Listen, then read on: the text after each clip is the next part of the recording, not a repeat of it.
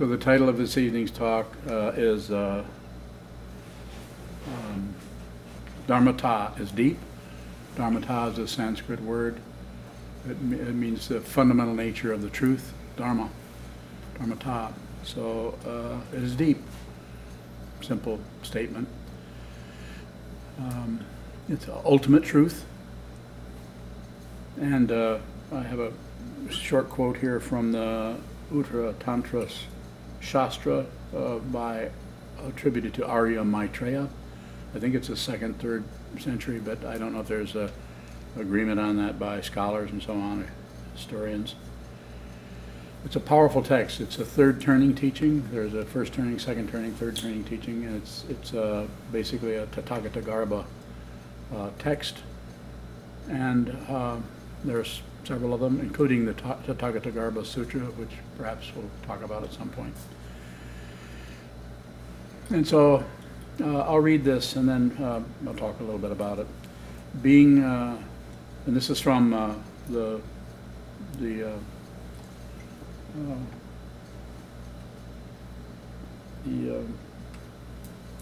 Uttaratantra. Uttara means go no farther. Can't go any further than this. Uttaratantra Shastra by Arya Maitreya, also called Ratnagotra Vibhaga, which I get confused about I'm not sure if one's the same as the other, but because, Sanskrit words are challenging sometimes, especially when there's 3 million of them. So I'll read this and then I'll talk about it a little bit, as I said. Being subtle, it is not an object for study. I'll just read that again. Being subtle, it is not an object for study. This is Dharmata. Being absolute, it cannot be reflected upon.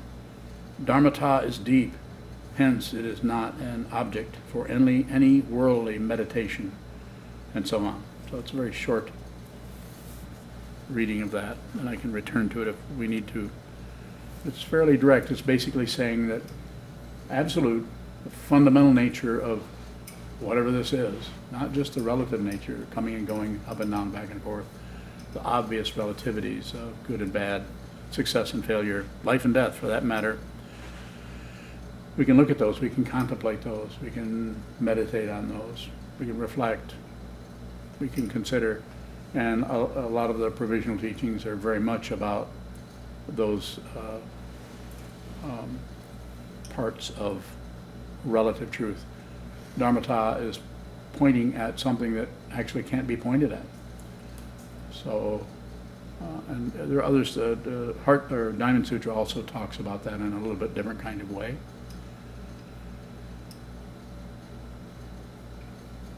So if that can't be meditated on, what are we doing? What should we meditate on? Since nothing is separate fundamentally, we meditate on whatever is showing up. I like to say, whatever's moving, whatever is taking on any kind of a shape or form, to look at that, receive that. You could say meditate on it, but you could also say just receive. No matter if it's turning this way, turning that way, if it's a negative thought, if it's a negative feeling or emotion that has you by the throat, just observe, please, my friends. If you add anything onto anything that's moving, you cause whirlpools in your mind, and the metaphor there of the whirlpool that's in the mind also matches up or reflects the whirlpool of samsara, or the world and its 8 worldly dharmas of success, failure, praise and blame, and so on. All those polarities, they get their meaning. Pleasure gets its meaning from pain. It's a contrast. Same nerve endings, as I've said so many times before, and others have said before me. Not really making things up.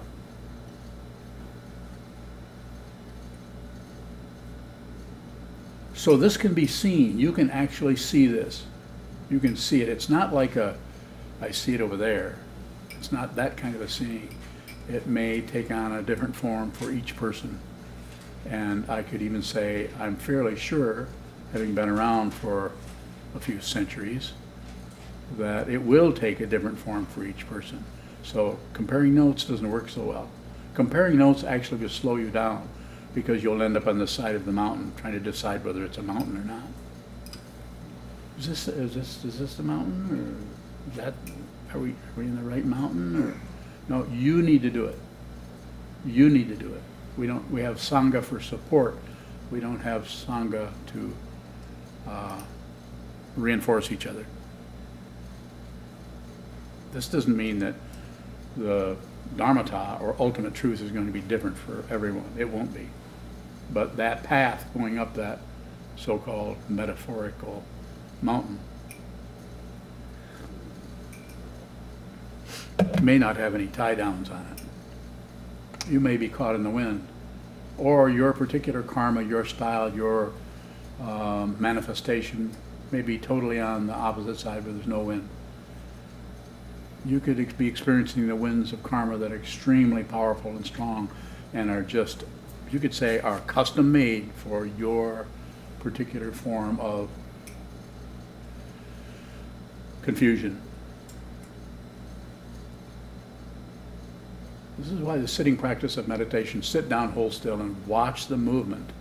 Holding the body is very, very important, the way it appears here. I'm not saying some other teacher might say something different.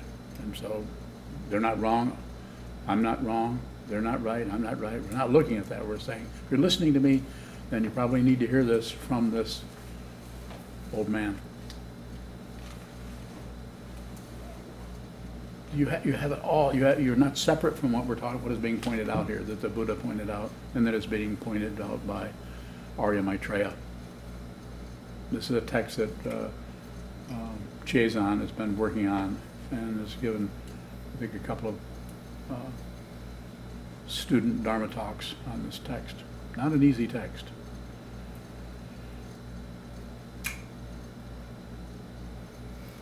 So it seems to be necessary to, whatever is arising here with you, rather than take it into some kind of personalizing it in some way and then comparing it with how other people are feeling or what's happening with others, whether they're way up really successful in some kind of God realm, or whether they're ready to go to war in the hell realm, or all of the realms in between and the realms outside of that one.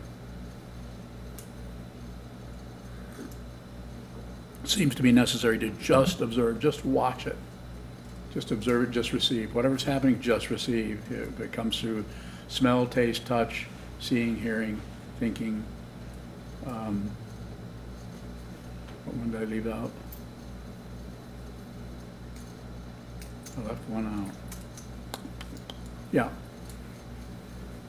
Smacking your lips. Yeah, that one. So the interesting thing is the ego mind, the self-centered mind, the so-called cage of your afflictions that's rotating around thinking there is something and there isn't something, there is something, there isn't something, or this is fearful and this is safety. On and on, the constant thing that's going back and forth. Don't add to it. If it's arising in your brain pan, your mind stream, it needs to be there. And it doesn't need to be there because you're a bad person. If it's a bad thing. It doesn't need to be there because you're a really good person and you're getting a river of gold. It's there because of dependent origination. Dependent origination doesn't start or end anywhere. It is the totality. We just break it down that way so we can even look at it. But it is totality. And even that word misses the point, because what? It's a label for something that's something else. And so it gives it its elseness. There isn't anything else. How do I know? I don't know. I don't know it like I know that's a toad. That's a squirrel.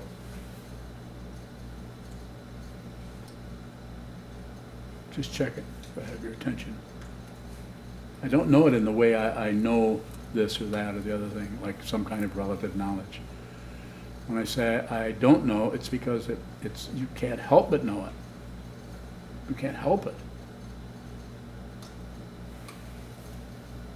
I would say, whether it's helpful or not, I don't know. It may be and it may not be, but you're looking at it now. You're looking at it then. And the next then that comes along, you'll be looking at it then. You're always looking at it. What happens is each person, each consciousness comes up with ideas about it and labels it, pushes it away, brings it forward, shuts down on it, distracts from it, and so on. And I'm not saying that you don't have what you could say reasons for feeling that way. Feeling it's a great thing you need to move towards. It's a horrible thing you need to move away from. I'm not saying there isn't some visceral kind of thing that's happening to you. It's just that it's not real. And I don't mean that it's not going to hurt. Don't mean that it's not going to be scary. I often use the image of going to a horror movie or something really scary. You know, like The Walking Dead, or what's that other scary movie? Grateful Dead? No, that's a band.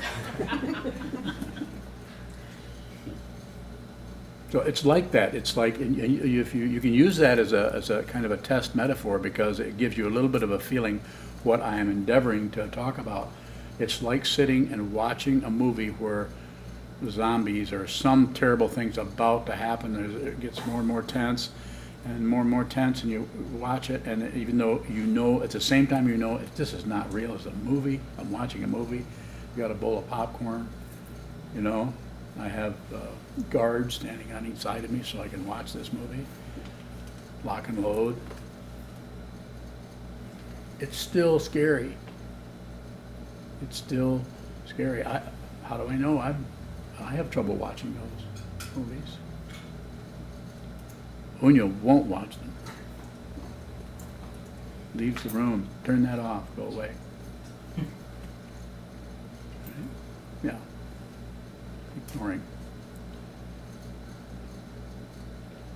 So it's just an example of something that is unreal, yet because of the way it's concocted, the way it's put together, it feels frightening or real, because our human mind and imagination is so incredibly sensitive to everything that we can, something like that shows up and we're pulled right into it.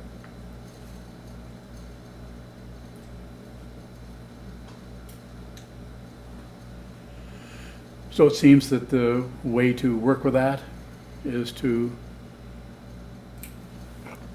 order to understand deeply what the Buddha Dharma is and how it might apply to you and your mind training, to you and your understanding of the fundamental nature of what this lifetime is about for you, what this apparent otherness is about, what this apparent self is about. Be a good idea to train your mind. Sit down, hold still, watch the movement. And that very exercise may not lead anywhere, but because you're looking over and over and over again at the fundamental relativity, you're looking at the me feeling or the I feeling, or you're looking at the wall, some kind of very simple aspect of the dualizing mind, the mind that continually dualizes, takes everything and turns it into, I'm over here and it's over there. I'm looking, this is what I'm looking at. And what begins to happen, and I don't know how it will show up for you, but the sense fields, instead of reporting back along with the thinking process, instead of reporting back that something that you're observing through any of the sense fields is something else, it starts to report back more like a mirror, like you're actually looking, even though it's apparently over there, you're actually not separate from what you're observing. It's not it, but this is the gateway to understanding and seeing what the Dharmata is. It can't be meditated on, as it says here in the Uttaratantra Shastra. It can't be contemplated because it doesn't have a phenomenological status. It's not something.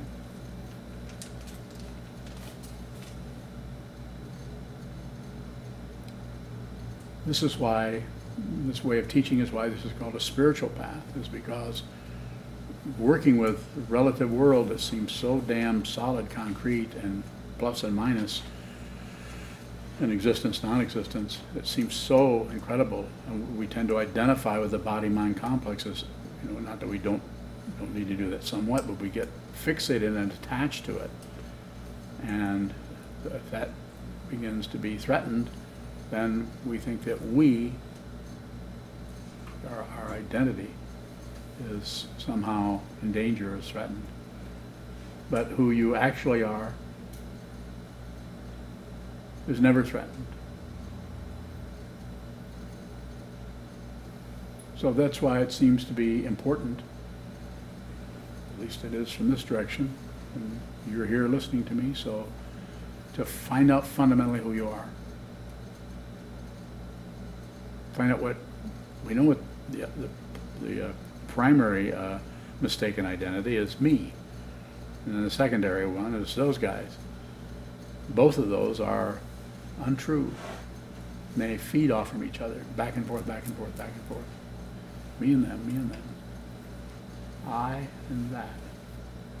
I and thou, as Martin Buber would say, the Jewish theologian.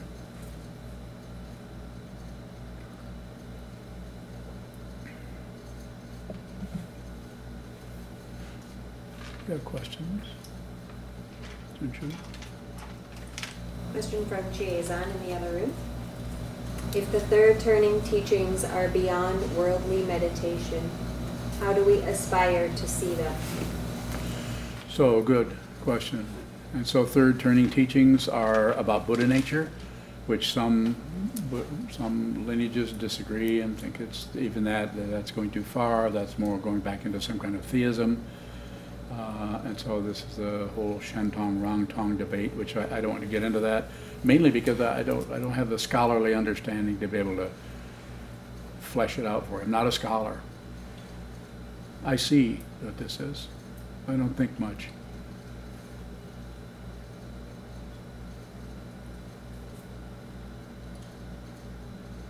So it seems to be the way we work with that is to go deeply into our consciousness and work with it as meditators, and also work with the conceptual level of understanding, which is why we study. So you'll notice that I'm not sitting up here and just talking all the time. I talk a lot, but I'm talking about what I see. And what I see is backed up by everything I ask you to study. It's all saying the same thing and just in different ways. The Samdhina Mochana Sutra, Lankavatara Sutra, Heart Sutra, Diamond Sutra, Tathagata Garbha Sutra, Ratnagotra Vibhaga. If you read those, it's saying this same thing over and over and over again. And those are even translations out of other languages. So I think it's a matter of studying the conceptual area. It's sometimes called the two wings of the bird, the concepts and the intuition. So the intuition, we face the wall and work on that, seeing what this is, see what it is, not concepts. And then we bring our mind to our study to the concepts and work on those with Sangha, Buddha, Dharma, Sangha, the teacher, the teaching, and the community. Those are all very important. A lot of lineages, the Sangha is not very strong, or it's strong but in a social way and not a study way. Or else they go the other direction and nobody gets to talk to anybody. So it's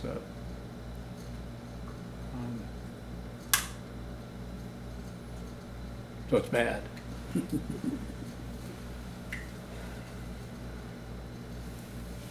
Shoka. What is a strong Sangha? Strong Sangha is a community of people who are studying the Buddha's Dharma as it's presented by all the texts that we've been studying. Countless numbers of them. Can't study all of them, so we're trying to study some. And it's good to have one particular teacher or guide or mentor, which that's what I try to function as. And then it's a community that works together with that situation to support each other in that study without developing a lot of gossip or a lot of criticism of others or interpreting other people's situations. Usually shows up as gossip, harmful. So we need some forum so that we can make sure that we're sincere and serious about this, so we can actually study this material slowly. Include. Just because one person is erudite or has the concepts and they can explain and what this means and what that means and turn it this way and turn it that way and come up with lots of words, Sanskrit words or interpretations, doesn't necessarily mean that they are any more advanced than someone over here who never says anything and just receives. And the other way around doesn't mean that the one who's quiet knows more because they're quiet. So it's about including whatever kind of dynamic is showing up. More about that if you have it. How can we relate to the Sangha without the comparison? Very good. So don't try to get rid of the comparison to start with. Communication, the 3 C's that I use are communication, cooperation, collaboration. So you gotta have a lot of communication before you can cooperate. Because if you misunderstand what someone is coming from and you drop away from that too soon, the cooperation will start to crack and come apart, and there can be difficulty, warfare, blaming, even though you don't say anything.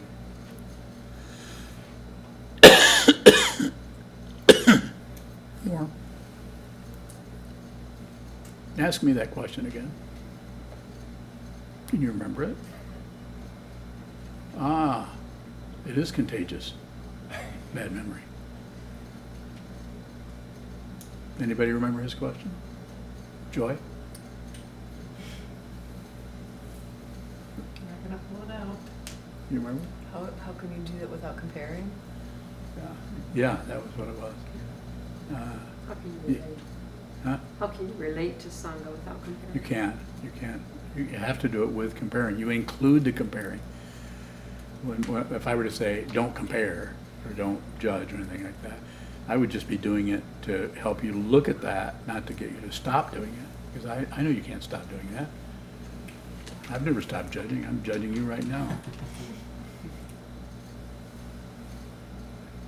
Probably pretty accurate. So it's not about being someone else, being better. It's about being genuine. Be who you are. Be whatever negativities is arising in the body, mind complex, anywhere in the complex, whether it's a feeling or no matter what it is. Don't fight with it. Don't accept it as, I just have to live with this. Don't do that. And don't push it away, and don't turn away or shut away from it. And that way, it will do whatever it needs to do. Everything is self-existing. Anything, and it's just an amazing thing about the nature of reality that something can show up intensely vibrant and brilliant as something, and be gone and never return. It's just there and it's gone. It has no relationship to anything else. Put that in your what do they call that? Pratitya Samutpada, and smoke it. So dependent origination works from the relative point of view. From the ultimate point of view, there's no point of view, so it can't work. Yes, Shannon. What's in between rejecting something and fighting against something? What's in between rejecting something and fighting against something? They're both 2 different levels of aggression. So there's nothing there. Go ahead. Or what is between rejecting something and saying, oh, I just need to learn how to accept this? I never say accept. And this, I want you to listen to this part. This is an important part. If you say in your mind, oh, I just have to, this is ignorance. That's highly cultured. It's like cottage cheese. Highly cultured ignorance. It's ignorance that comes out and looks presentable and perfectly okay, but it's not.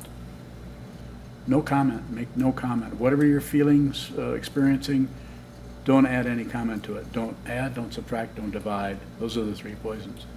But do nothing with it. And it's very difficult to do that because the process of learning to, you could say, undo that is to watch how you have no say-so about it.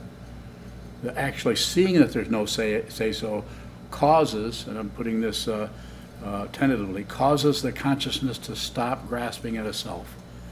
And it becomes more apparent that there is no solid identity that's trying to do something or stop something or start something.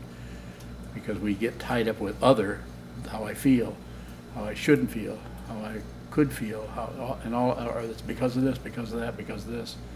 We get tied up in that, and that ties up the identity because it thinks there's an other. And it goes around. It's just like a merry-go-round. So no comment. Just observe it in such a way that you just see the contrast, but you're not voting for this side or this side. You follow? More? It just feels so hard to do that. That's why we face the wall. I mean, it is. I will help you. It's impossible to do that because as long as there's somebody trying to do something, it's going to be uphill.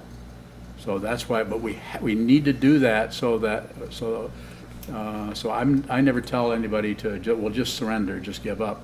Although that might be something that you do, but you will do it out of your awareness rather than out of being worn out.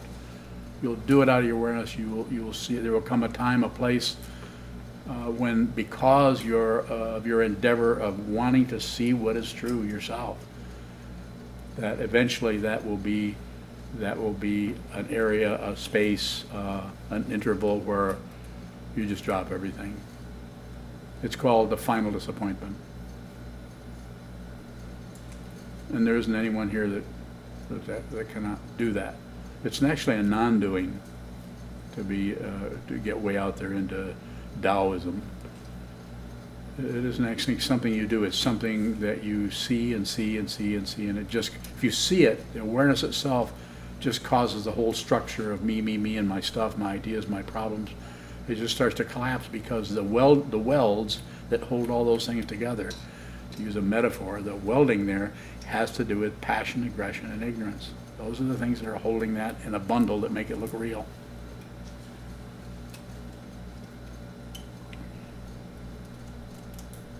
More about the back and forth part?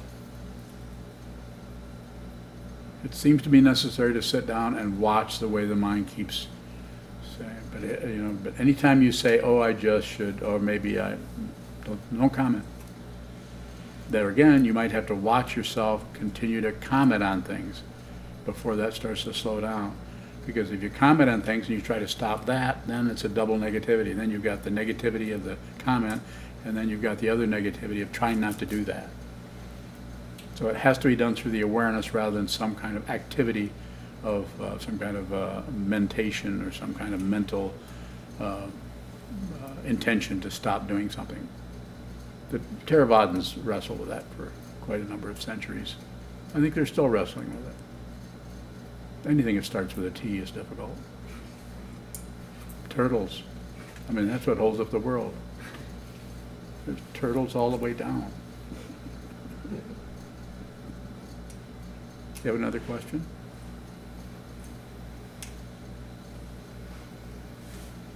Thank you.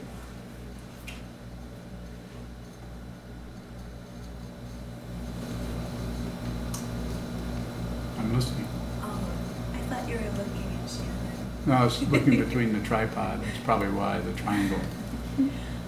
Do we need adding to slow down in order to see through the self that we impute? Do we need adding? Do we need to slow down? With Yeah, you need to slow down. That's what bringing everything take everything that you can as gently as you can without any aggression or any sticks behind you or Zen masters with clubs, without any, or any kind of commandment. It needs to be voluntary. Sit down, hold still, watch the movement of the mind, because the movement might not happen the first week, second week, 3 months from now, 2 years from now. But if you're persistent, eventually you'll begin to see the fundamental nature of what this whole makeshift thing is we call reality.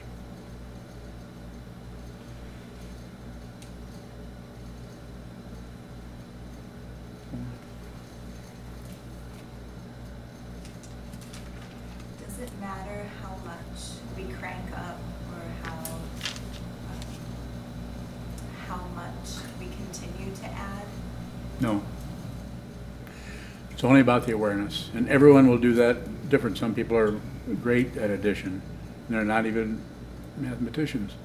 They just add a comment after comment after comment about this. And then they comment on their comments. And then there's a comment on the comment. And there's another comment on that comment. And then they write a book. It's just incessant. Not wrong. I mean, you might write a bestseller. Of course, to me, all sellers are the same. They're dark and dank. I couldn't resist that. So the idea is whatever is occurring in your mind, I don't care how miserable or upsetting or depressing or wonderful or joyous or whatever, just observe. Just don't object to it. Objecting to it actually can cause it to get more intense. It's like going to war with war. Not easy. More. Still. Is having to get up and leave sitting for physical pain objecting? Well, if you're sitting and your body hurts, get up. This is not Japan. This is not traditional Zen. You can give it. You know your body. You know who you are. You know what. You know why you're here. You know, maybe you need to get up and maybe feel guilty about it. But that's your creation. There's nothing in here that is pointing a finger at anybody if I can help it. That's just a misunderstanding of this kind of training based on some kind of ancient macho idea of men being in charge, basically. I know, I learned that from my stepfather. Go ahead. Is physical pain rooted in mental pain? Well, I think they're connected together. But it doesn't let us off the hook and say, well, you know, if you're in physical pain, it still hurts. So take care of yourself and don't ignore it. To try to, you know, if you're sitting and your knees start to hurt, stretch out or stand up, or don't put yourself through any kind of physical discomfort. It's a misunderstanding, a pretty big one in Buddhism. Sano. Can you say a bit about choosing not to comment? So I wouldn't say choose not to comment. I would just watch the commentary with an idea that you're not going to promote it. You're going to shut it down. So when I say don't comment, that's probably enough. Just no comment. And then when you do that, you just notice that the comments kind of come up on their own. It's like, say, I can't come up with a good metaphor for it, but it's like something continues to happen and you have an idea that you shouldn't be doing that, or this teaching person said don't do that, but that this person also said that don't go to war with it or fight with it, but just, if you can, watch it and see if you can see where it's getting its fuel from. Because then if you see it in toto, you might be able to go in and actually snip that line. I mean, it would be something that would just be very, very easy. It'd be no effort at all. You just wouldn't do that anymore. You just wouldn't do that, because it would be coming out of what? Awareness and not a conclusion. We don't need conclusions. Conclusions conclude themselves.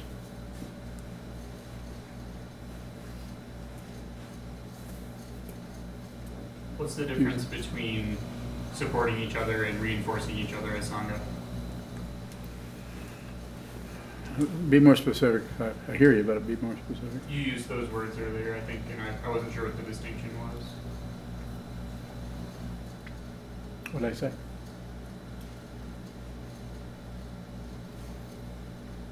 No clue? I don't remember the exact word.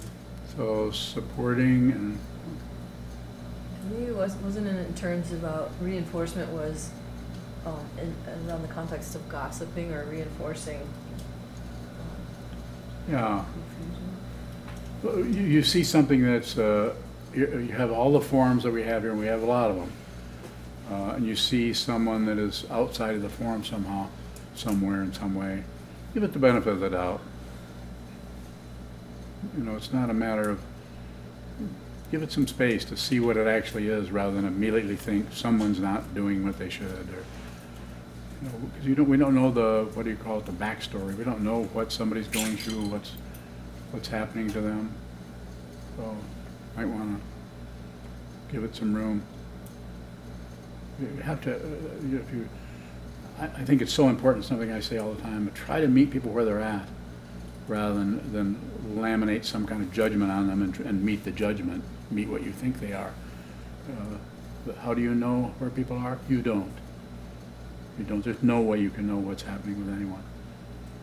But if you just meet people where they are, you won't know what's happening to them. But there's a quality of space and openness, so that if there is some kind of communication needs to come up from that person, then you're likely to be ready to receive it, because you've got everything on receive. Receive, receive. That's what this mind training is about. Receiving. Not easy. Especially sometimes if you're too much on receive, the person you're with might take that as kind of you're condescending to them. Oh, you're so holy and you never have any problems. And some people just will do anything to get you to engage in some kind of low-level skirmish about who's better, who's winning, who's smart, who's really nice, and who's at fault. So, might have to go to war. You might have to kill somebody. That's really a bad one. Especially if it's yourself.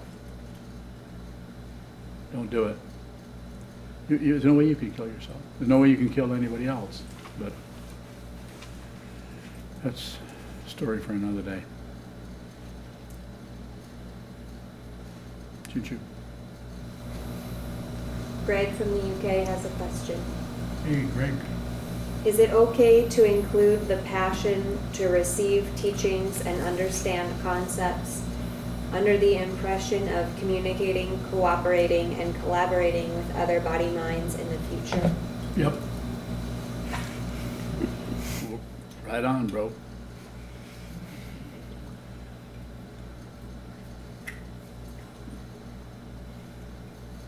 He's got another one? No, this one's from me. Was from you, okay. The title was Dharmata is Deep. Yes. I'm wondering what is meant by deep. So I think that's translated out of the original Sanskrit, or maybe that one's out of the Chinese, I'm not sure, into English. So I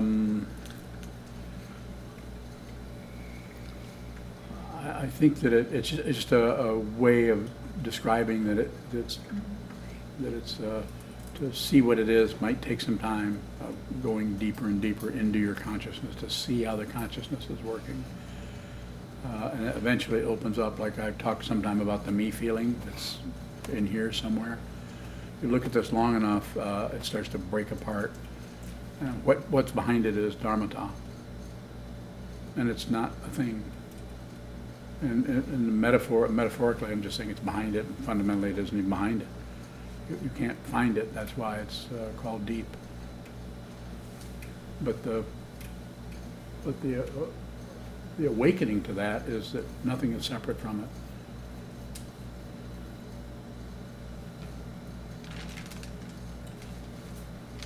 it. Earlier you said, since nothing is separate, we meditate on whatever shows. So are you saying when we meditate on whatever shows up, that we're seeing the absolute? So we're always seeing the truth, but we shut it out. So it's available now. You're looking at it right now, not just, I mean, anywhere you look. Look at the wall, look at the tanka, look at the camera, look at this, look at that, look at the floor, look at the back of your hand. You're always looking at it. More? So if that's the case, where does the knowing arise from? So it's not knowing in the conventional sense of knowing that what's on my cup is a picture of a mouse. So I know that. That might be a rat. But I know that, but it's not that kind of seeing something and then recognizing it, naming it, and tying into this, a sixth consciousness, sixth, seventh, and eighth consciousness, as it's described in the Yogacara tradition, is some kind of phenomena. So is the knowing you're talking about the not knowing? Yes. Thank you. Is it seen to the depths of dependent origination? So the word depth is a relative teaching because it's depth rather than surface, it's depth. It's a relative teaching that hopefully will convey to you that this might take some time to see this, but it's also not separate from anything. So it's also right in front of us, but the imputation or the belief in the phenomena, the belief in relative truth is so intense. We just think we are somebody, and we think everybody else is somebody. It's so intense. So it seems to me, my understanding is, if you watch what moves, in particular in the mind, watch the movement of the mind to continually create daydream and daydream and daydream and daydream. Just watch that. That which is watching the daydream doesn't do anything. But you can't see it. You can't see what's watching. The watcher can't see the watcher.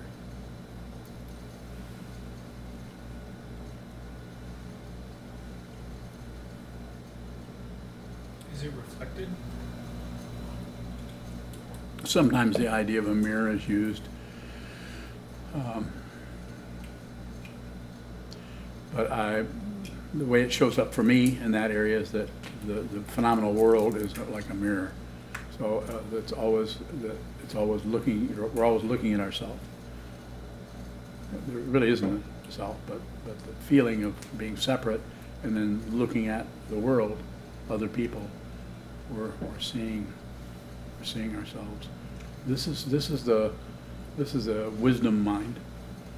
And then the compassion is a deep concern for what you're looking at. Not because it's separate, but because it's not separate. More?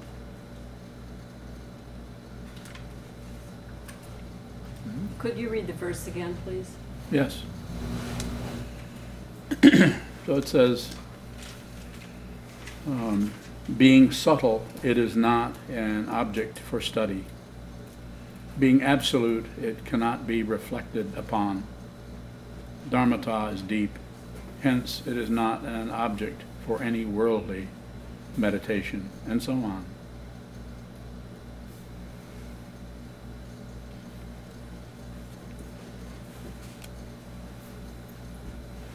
Is there Use an that. English translation of Dharmata? Pardon me? Is there an English translation of the term Dharmata? I think it's just, I don't know what it would be to go look it up, but it's Dharma means truth, and Dharmakaya is the body of truth. Robert, do you know?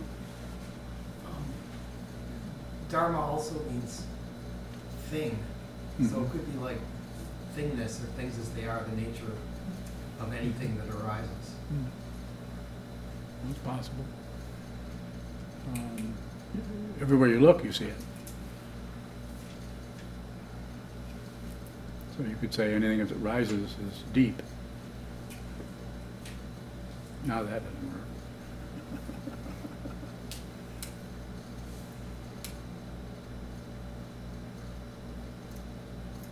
It's using. Can we not believe others' thoughts? Do you believe our thoughts? You're having thoughts.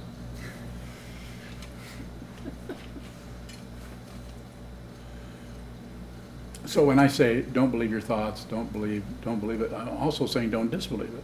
Don't take anything that's arising in the mind. Don't take a position on it, and then it stays relatively. It's just a thought. It's just coming out of who knows where, the Ale Vijnana or some other, from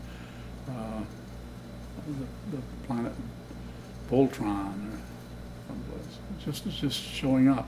But if you do anything with it, it starts to function in ways relative to your imputation that there is something there, and it can get dark, it can get light, it can get larger, smaller, it can rotate, but the nature of fixation starts to happen in that area, the nature of locking down on something, wanting a reference point.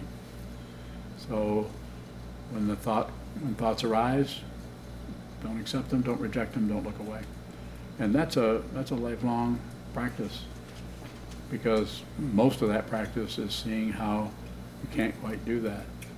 I mean, like you can't really succeed at that. It's something about endeavoring to do that. The awareness around that starts to get stronger and get stronger than the muscle-bound thought process of ego. And the kind of strength that comes out of there is not a relative situation. It's a kind of clarity about it. More?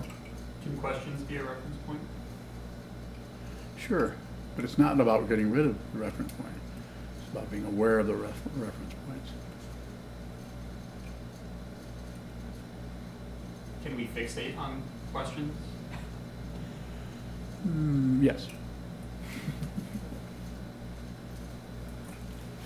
That wasn't one of them, though. That was really loose. Further questions? Did you help him? Oh, that's a good boy. Did you have a question? What is suchness? So those ancient teachers in the past have tried to come up with some way of pointing at something that they understood about the nature of what reality or truth or whatever, the ultimate truth. So the word suchness or tatata or tathagata is the immediacy, just a very simple situation. You could call it emptiness, shunyata. All kinds of relative words come up to help support that situation. If you can see what's in front of you, hear what's in front of you, smell, taste, touch, think what's in front of you without adding, subtracting, dividing, or doing anything, this is suchness. Just a relative way of talking about it. What does it mean to think what's in front of you? You're doing it. Don't you notice that happening? You're thinking, my head is too shiny. No? Actually, Sanho's is shinier than mine.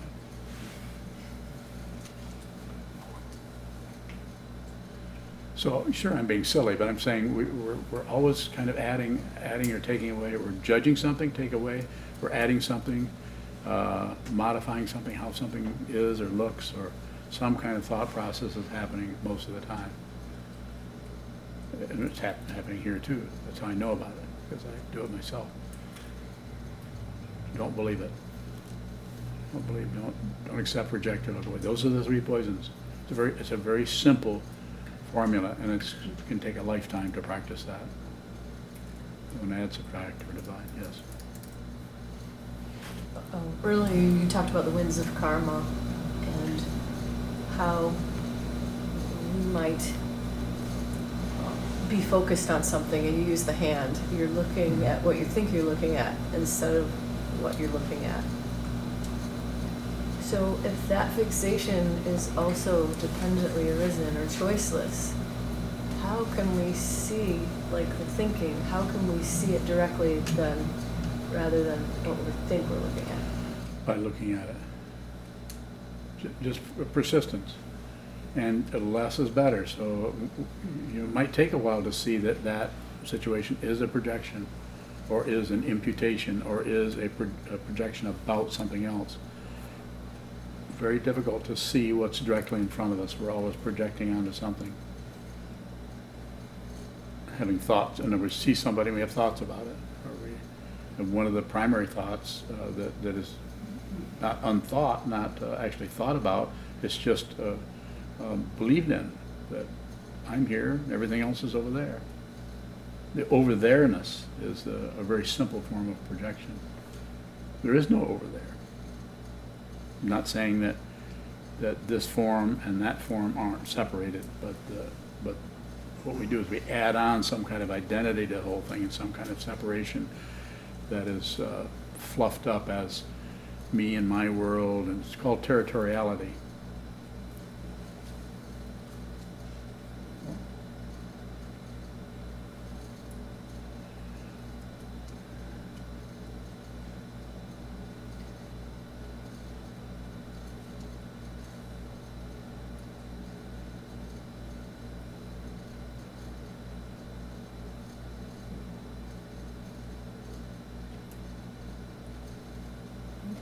Earlier you said that, well, to paraphrase, maybe your karma is deep. There's endless karma. So if you're not adding or subtracting, dividing, it's coming up and coming up because the wheel keeps turning. I'm listening, keep going. What if there's 1,000 lifetimes of karma? Doesn't matter. You just have to see it and not accept it, not reject it, and not look away from it. And you might have to put up with a lot of terrible odors for a while, because of dependent origination means that, you know, to put it literally, you got this coming. Whatever's happening to you is dependently arisen. It's causes and conditions that bring this up, all the way from the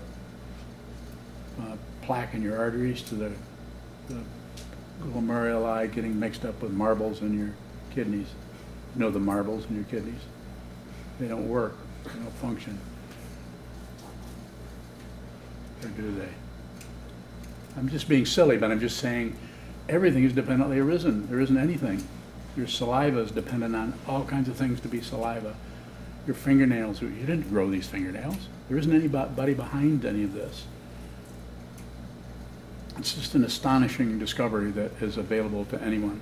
I could not sit up here and talk at all unless I had some kind of understanding of what this was, because I'm very, very naive, vain, and self-centered. The ego that's here is that way, but it's unreal. So therefore I don't have to believe anything I think, and I don't. If I did, I couldn't do this. Yes? Does consciousness still have a localized quality to it when the self is seen through? Again? When the self has been seen through? Yeah, it's called Kyo-un, native cloud. Yeah, it's localized. You're always in the same neighborhood, according to, what was that guy? Mr. Rogers. More? What is the contrast between the localization of consciousness when there isn't a self and when there is? So there's never a self. There isn't, it's an illusion.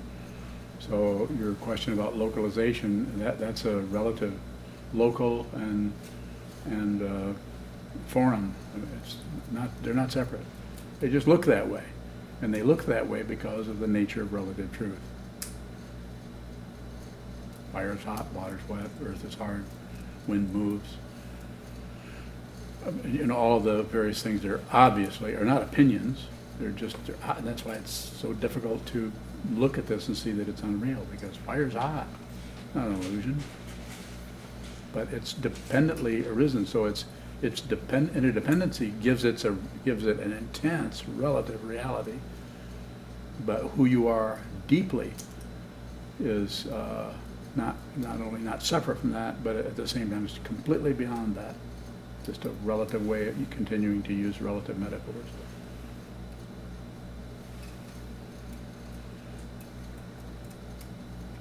Michael? The idea of dropping off body and mind, what is there other than body and mind? So that's a teaching of Dogen, 13th century teacher Dogen Zenji. The idea of dropping off body and mind, pretty hard to do that because here's the body and here's the mind. But it's the idea of concretizing anything that's happening there into some kind of solid experience of I am having this. We're not saying you ignore, your headache or ignore thought patterns that are spinning around about something that happened yesterday that was bothersome to you or maybe threatening. I'm not saying stop doing that, just be aware that it's unreal. It's not substantial. It's like a dream, like it says in the Diamond Sutra, like a dream, like a dewdrop, like a bolt of lightning. It's incredibly present, unreal.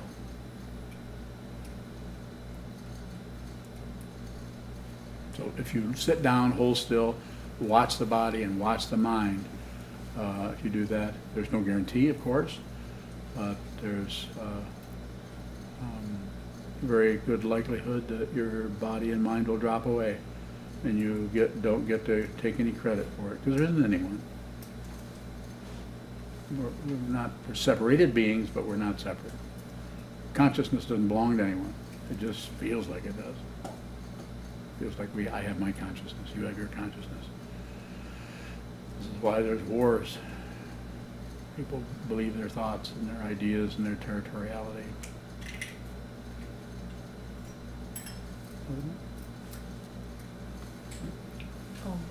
Mentioning plaques and glomeruli or difficulties. You talk about Dharma gates.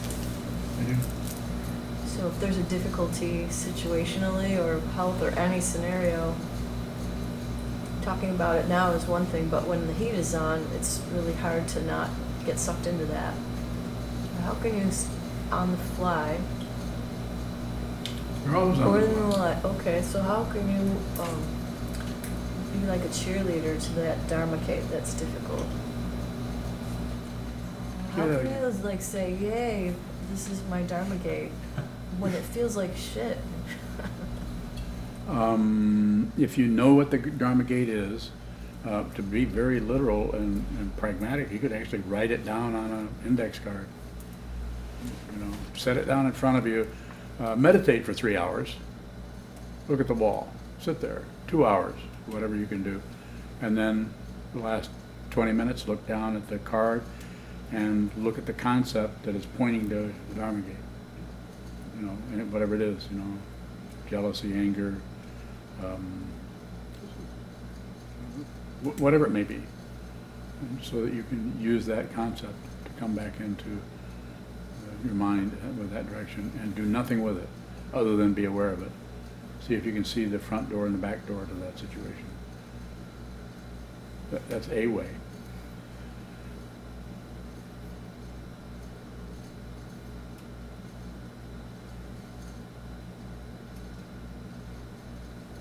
Anything else? Further questions? Senchu? I think you said something to the effect of whatever's happening to you, you have it coming.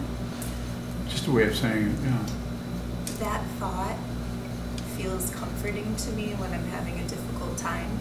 So I'm wondering how that idea, how I can use that to see this rather than feel better. It doesn't matter if you feel better.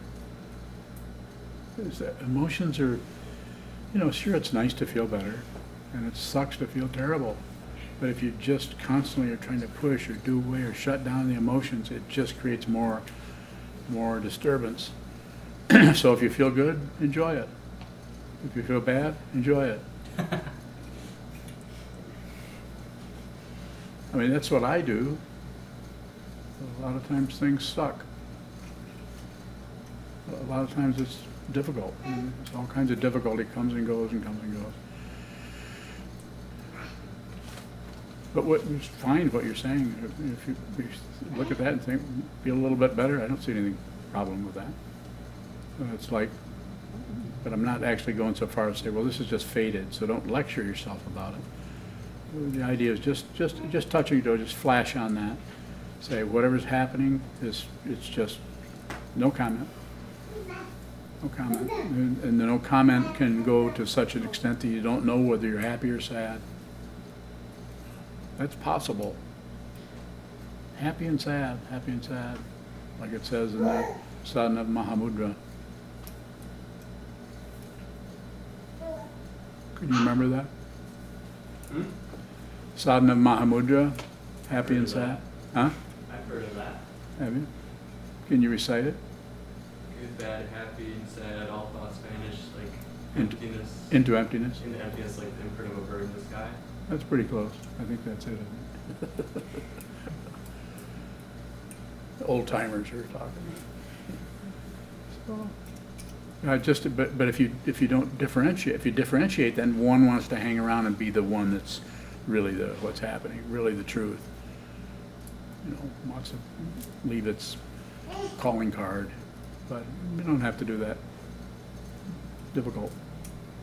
Like a stage play, you know, I sometimes say your life is like a stage play, but you know, you can just step off the stage. You don't have to leave the theater, but sit in the front seat. Enjoy the stuff coming and going.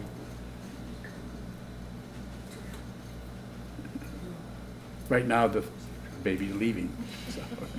The feed keeps dropping upstairs. What does?